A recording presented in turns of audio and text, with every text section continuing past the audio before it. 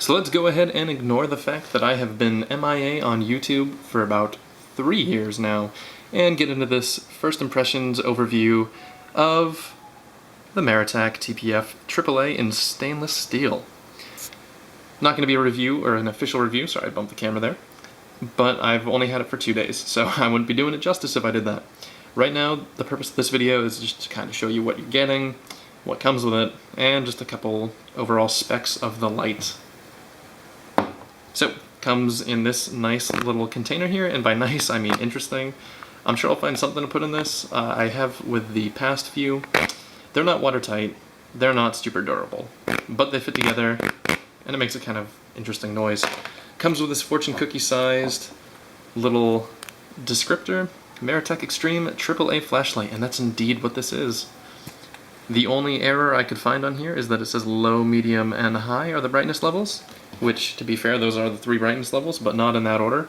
It is a medium, low, and then high interface, so it starts off on medium, then you can switch to low, and then finally high. Also comes with 2 spare O-rings in case you run through them. I've actually never run through an O-ring on a flashlight before, so maybe I'm just lucky. At least I have a lot of spares. And then finally we get to the light, which is this nice stainless steel little pretty thing. It is very tiny, excuse me there. It's about the size of your pinky. Also check out that cool scar. I will have a story on that at some point.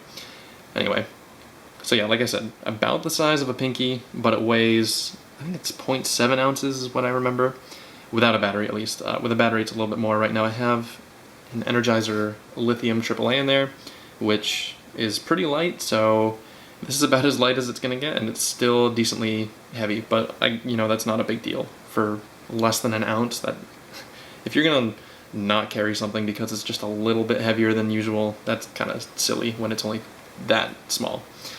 Anyway, this is about 2.7 inches long, it's about 0.6 inches in diameter, and at the very top here, we've got this nice little, can you see it?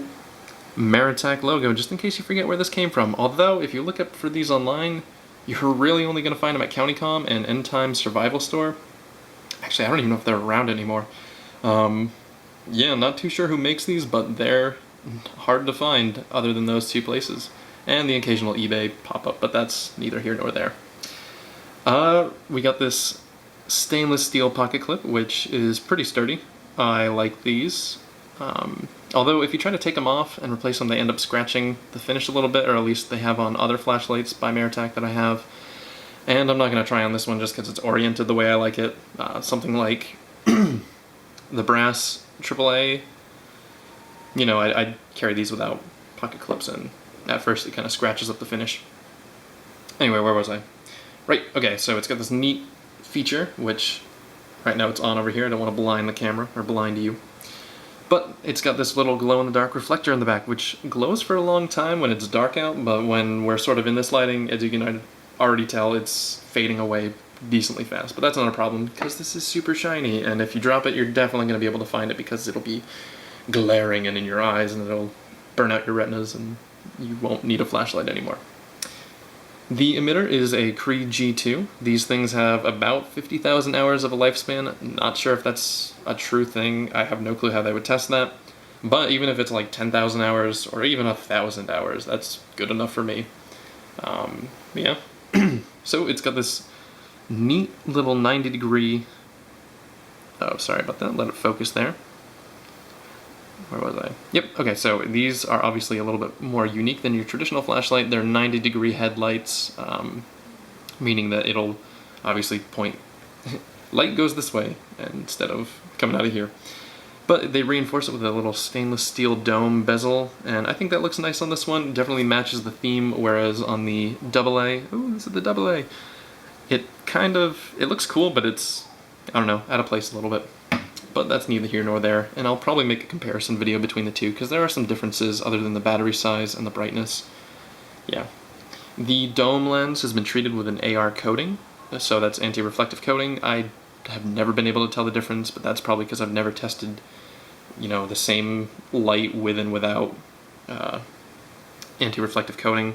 But it's a nice little feature, and I'm sure it's some sort of a selling point, which is fine. It's got nice knurling on the very top of it and some nice knurling on the very back of it, which is a different style knurling, as far as I can tell, than sort of their their other model of AAA lights. See, this is kind of raised up. This one's more flat against it, which, I don't know.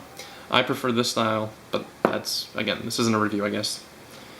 The brightness you're going to get on this, if CountyComm is correct with it, which I don't know why they wouldn't be, they're the ones selling the light, you'll get about 48 lumens on medium, which can be cranked out for, I think, 4 hours. The low mode is 5 lumens, which you can run for 60 hours. And then lastly, the high mode is 160 lumens, which you'll get about 75 minutes from. Haven't tested those personally, which I'll probably do for the review.